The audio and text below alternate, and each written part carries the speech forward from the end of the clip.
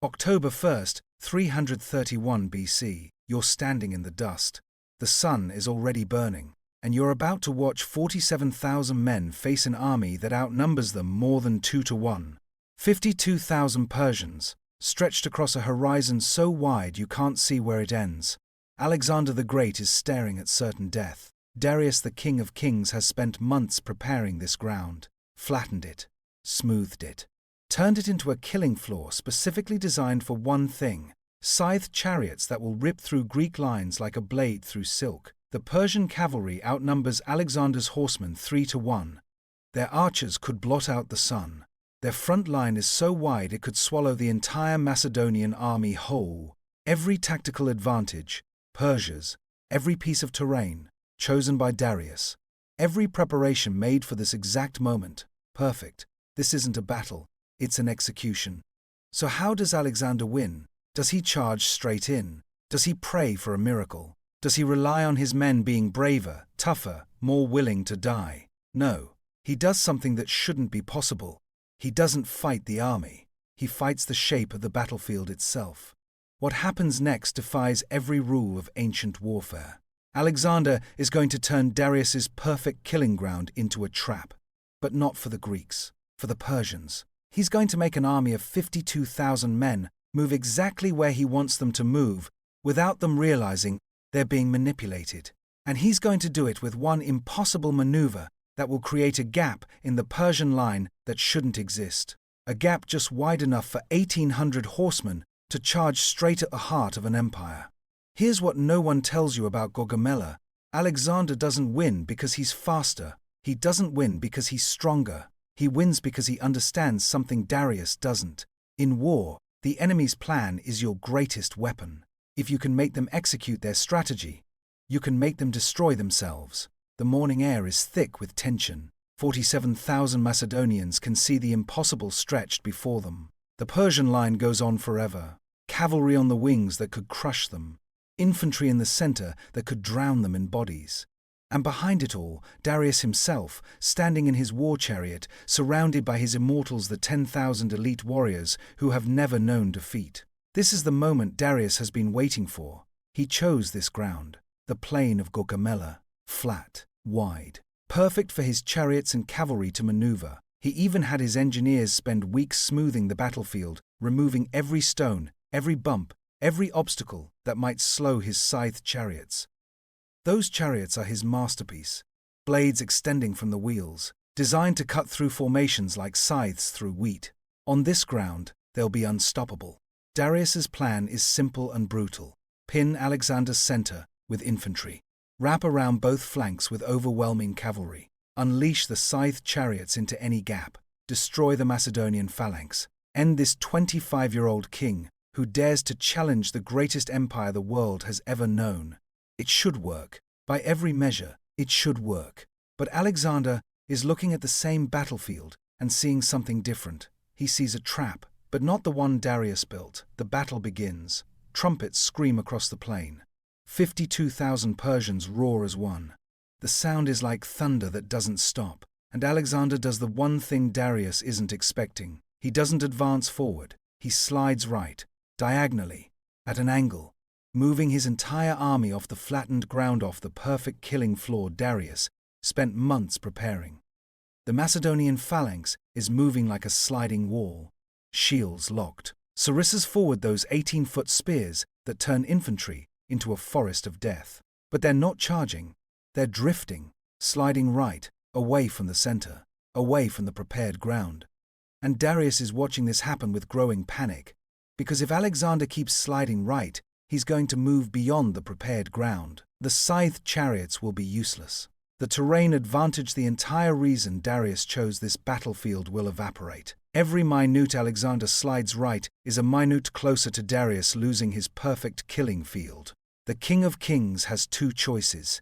Let Alexander dictate the terms of the fight, or stop him. What would you do? You're Darius. You've prepared for months. You have the numbers. You have the ground. You have the plan. And now, this Macedonian boy king is refusing to fight on your terms. Do you let him go?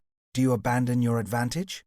Do you watch him slip away to ground where your chariots mean nothing? Or do you force him to stay? Darius makes his choice. He orders his left-wing cavalry to ride out and block the Macedonian slide. Thousands of Persian horsemen thunder across the field. The ground shakes. Dust rises in clouds that blur the sun. The Persian left-wing heavy cavalry, the best riders in Asia, charges out to cut off Alexander's rightward drift.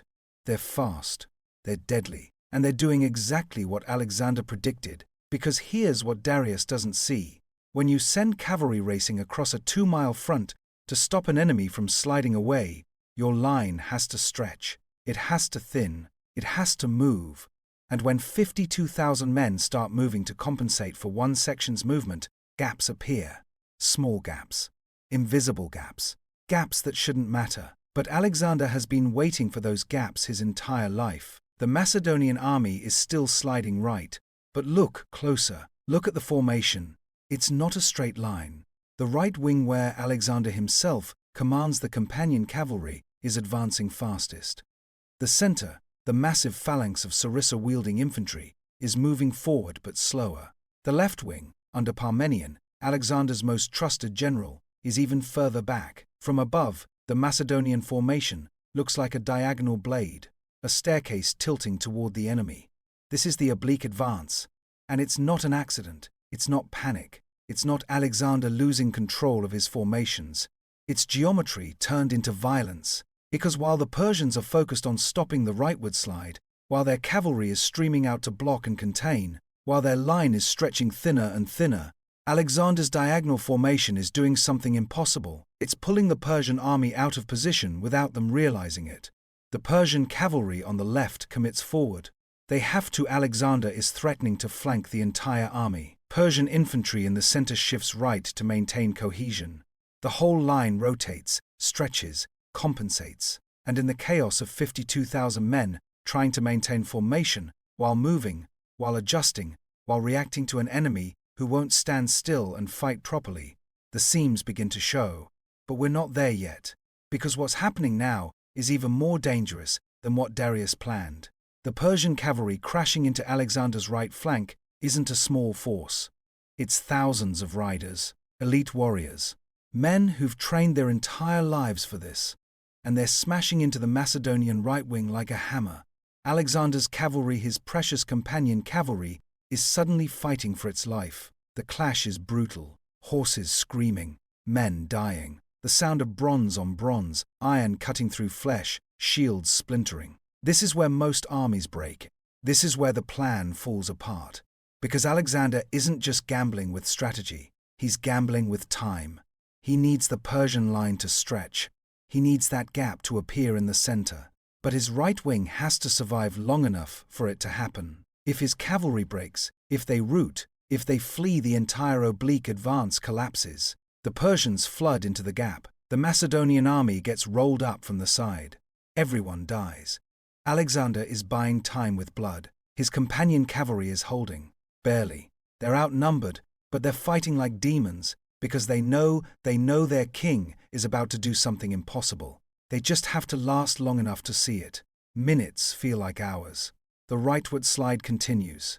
The Persian line continues to stretch. Persian commanders are screaming orders, trying to maintain cohesion, trying to keep the line solid, while also stopping this insane Macedonian king from sliding off the prepared battlefield entirely. And then the scythed chariots come. Darius unleashes them. 200 chariots with blades jutting from their wheels, driven by men willing to die if it means taking Macedonians with them. They thunder across the flattened ground, aim straight at the Macedonian center. This is what Darius prepared for. This is what the smooth battlefield was built for. This is the moment where the chariots turn infantry into meat. But Alexander prepared for this too. The Macedonian phalanx doesn't stand firm and take the charge. They do something the Persians have never seen before. They open. Gaps appear in the formation-controlled gaps. Planned gaps in the chariots race through. The Macedonian infantry lets them pass, then closes behind them. Light infantry, skirmishers with javelins, are waiting in the rear. They swarm the chariots that make it through, drag the drivers down, kill the horses. The unstoppable scythed chariots, the weapon Darius spent months preparing the battlefield for, barely scratch the Macedonian line. And now Darius is watching his advantages evaporate one by one. The terrain advantage, negated by Alexander's refusal to fight where Darius wanted.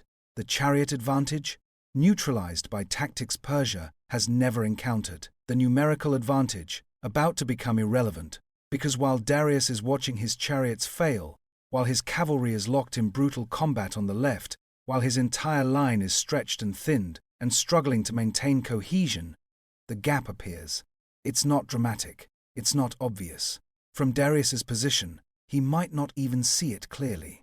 But Alexander sees it. The Persian center, pulled right to maintain the line, has separated from the Persian left. Just slightly, just enough. A seam, a weakness. A moment of vulnerability in a line that should be unbreakable. And Alexander has been staring at that exact spot for the entire battle.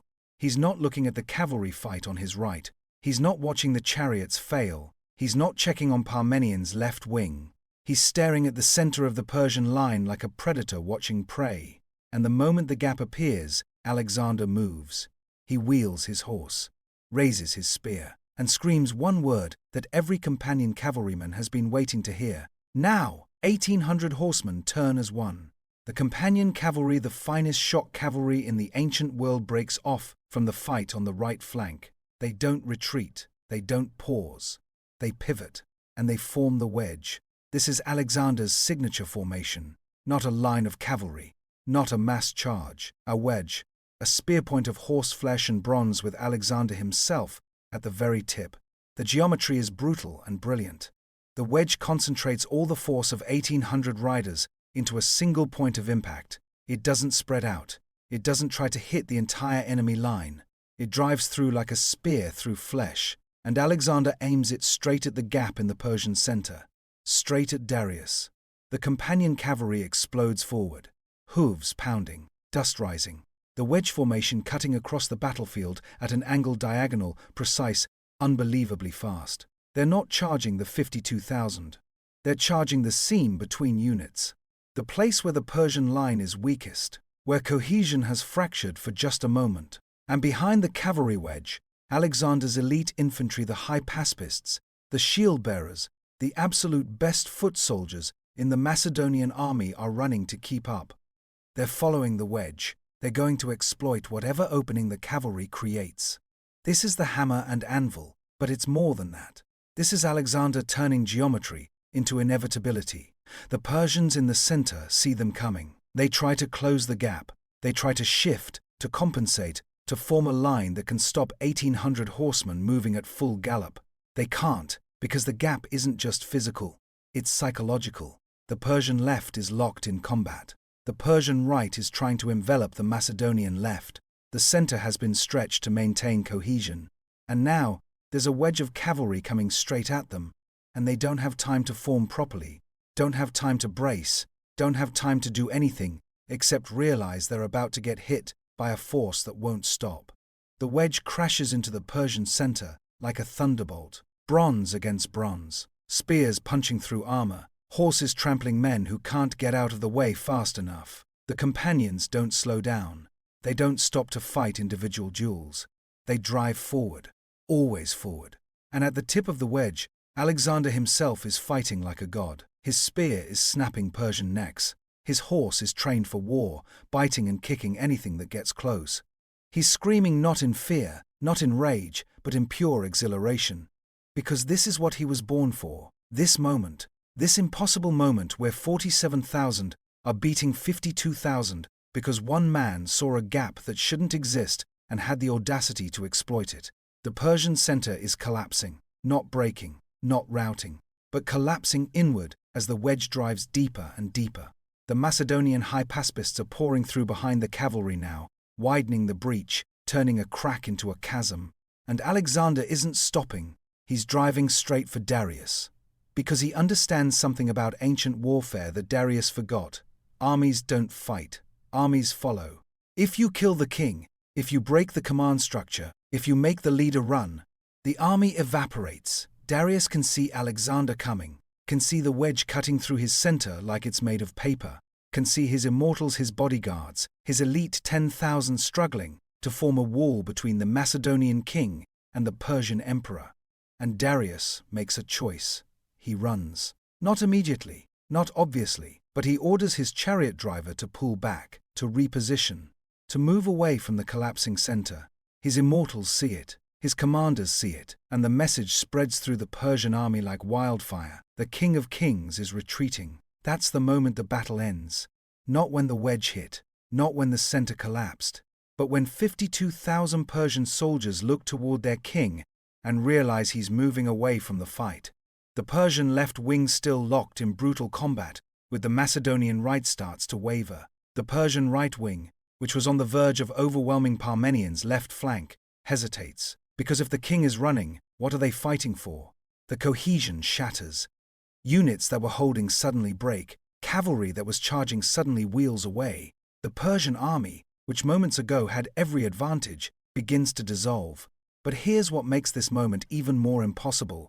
Alexander has to stop. He wants to chase Darius, wants to capture the King of Kings, end the war right here, right now. His companion cavalry is ready. The pursuit would be legendary. But a messenger rides up, covered in blood, barely staying on his horse. Parmenions' wing is in trouble. The Macedonian left flank, the one that was held back in the oblique advance, is being overwhelmed. Persian cavalry has broken through. They're not just threatening the flank, they're threatening the entire Macedonian camp, the baggage train, the supplies, everything. If Alexander keeps chasing Darius, he might win the battle but lose his army. So he makes the hardest choice a commander can make. He stops the pursuit. He wheels the companion cavalry around these men who just punched through the center of the Persian army, who are covered in glory and blood and victory, and he orders them back. Act to save Parmenion. Back to finish the battle properly. The companion cavalry rides back across the battlefield they just conquered. And this is where Alexander proves he's not just brilliant, he's something beyond brilliant. Because most commanders, drunk on victory, would keep chasing, would let the glory cloud their judgment, would sacrifice the army for the chance to capture the enemy king. Alexander sees the whole board. He understands that winning the battle means nothing if his left wing collapses. If the Persian cavalry overruns the Macedonian camp, captures the supplies, cuts off the retreat, victory becomes irrelevant. You've killed the enemy center, but lost your own army. So the companions ride back, exhausted, bloody. Bobidi. They crash into the Persian cavalry, threatening Parmenions' wing like a wave of bronze and fury. The Persians, who thought they were winning, suddenly find themselves caught between Parmenions' reformed lines and Alexander's returning cavalry. Now they're the ones in the vice. Now they're the ones being outmaneuvered. The Persian right wing breaks. They flee. The battle, the real battle, the part where both armies are still fighting, ends not with a dramatic cavalry charge, but with exhausted men watching their enemies scatter across the plain. 52,000 Persians are running, dying, surrendering. 47,000 Macedonians are standing on a battlefield that should have been their grave. And Alexander the Great, 25 years old, covered in dust and blood, has just done the impossible. But let's rewind. Let's talk about what actually happened here. Because this wasn't luck. This wasn't divine intervention. This wasn't Alexander being braver or his men being tougher. This was geometry, psychology, and timing turned into a weapon. Alexander understood something Darius didn't. In battle, the enemy's plan is your greatest advantage. Darius built the perfect trap. Smooth ground for chariots. Wide front for cavalry envelopment. Overwhelming numbers to crush any resistance. But every strength is a weakness if you know how to exploit it. The smooth ground. It only worked if Alexander fought where Darius wanted. So Alexander refused. He slid right, forced Darius to react. The wide front. It required cohesion across 2 miles of battlefield. So Alexander stretched it further, made it longer, made it thinner, made gaps appear in a line that should be unbreakable. The overwhelming numbers? They required coordination, unity, a solid plan executed by 52,000 men moving as one. So Alexander made them move, made them react, made them compensate and adjust and stretch until the plan fell apart. He didn't fight the army, he fought the shape of the army. And when the gap appeared, that tiny, impossible gap in the center, he didn't hesitate, didn't second guess, didn't wait for a better opportunity. He drove 1,800 horsemen straight into the heart of the Persian Empire and bet everything that Darius would break before he did. and Darius broke, not because he was a coward, not because his men wouldn't fight, but because Alexander turned the battle into a choice: stand and die, or run and maybe survive. Darius chose survival, and 52,000 men followed him into defeat. Here's what makes this tactic so brilliant, so impossible, so unbelievable. It required perfect timing. Launch the wedge too early, before the gap appears, and you're just charging into a solid line. You die. Everyone dies. Launch it too late, after the Persians realize what's happening and close the gap, and the opportunity is gone. You're back to fighting a numerical disadvantage with no clever geometry to save you. Alexander had to wait for the exact moment when the Persian line was stretched but not broken, when they were vulnerable but didn't know it yet, when commitment to stopping his rightward slide created the weakness in the center. And he had to see it. In the chaos of battle, with thousands of men fighting and dying, with dust and noise and confusion everywhere, he had to spot a gap that might only be 50 meters wide in a line 2 miles long. Then, he had to execute. No hesitation. No. The obit. Just pure committed violence aimed at one precise point. If his cavalry breaks off too slowly from the right flank fight, they arrive too late. If the wedge formation isn't tight enough, it doesn't punch through. If the hypaspists don't follow fast enough, the gap closes before they can exploit it. Every piece had to work perfectly. And it did. But here's the thing that haunts me about Gaugamela. Alexander accepted impossible risk to make this work. His right wing was fighting against overwhelming cavalry numbers. They could have broken, should have broken by any reasonable measure. His left wing under Parmenion was intentionally held back, deliberately vulnerable, because the oblique advance required it. The Persians nearly overran them. His center, the phalanx, the backbone of his army, was advancing into an enemy line that outnumbered them while stretched thin by the diagonal formation. Any one of those 3 sections breaks, and the entire plan collapses. The oblique advance becomes a disaster. The wedge charge never happens. Everyone dies on Darius's perfect killing ground. Alexander was balancing on a knife edge the entire battle. One mistake, one unexpected reversal, one piece of bad luck, and we're not telling this story. We're telling the story of how the boy king died in Persia, and the Macedonian dream died with him. But he didn't die, his men didn't break, and the plan worked exactly as he envisioned it. That's what makes Gaugamela miraculous. Not that Alexander won, but that everything had to go right for him to win, and it did. The oblique advance stretched the Persian line at exactly the right pace. The companion cavalry held against superior numbers long enough for the gap to form. The chariots failed. The wedge punched through. Darius ran. And Alexander had the discipline to stop his pursuit and save his left wing. Any other commander attempts this and dies gloriously. Alexander attempts it and changes history. So what can we learn from this? What's the takeaway beyond ancient tactics and dead empires? It's this: sometimes the only way to win against impossible odds is to refuse to fight the battle your enemy prepared for you. Darius spent months creating the perfect battlefield. He had the numbers, the terrain, the plan.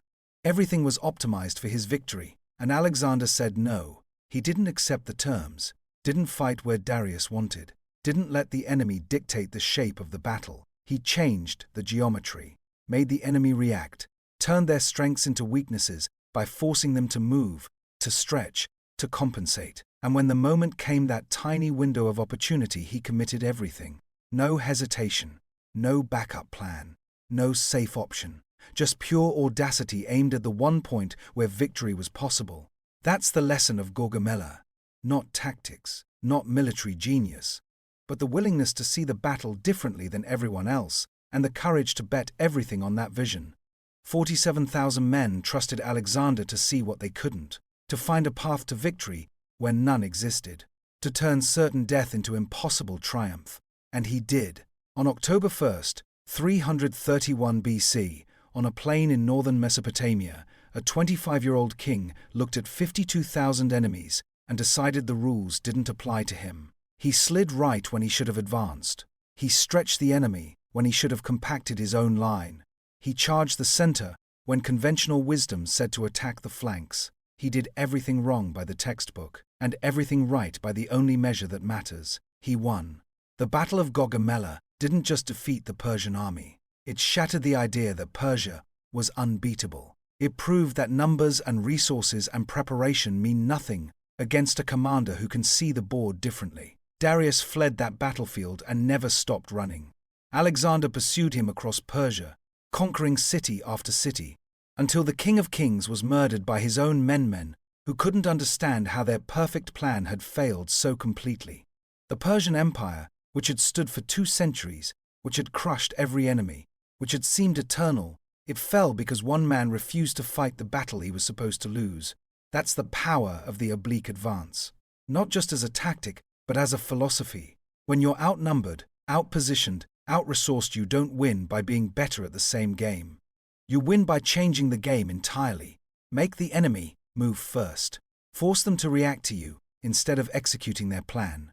Stretch them, find the seam, and when it appears, commit everything to exploiting it. No hesitation, no fear. Just belief that the impossible gap will open if you create the right conditions. Alexander saw it, believed it, executed it, and conquered the known world because of it. 47,000 against 52,000. Outnumbered, outpositioned, facing certain death on ground chosen by the enemy. And they won.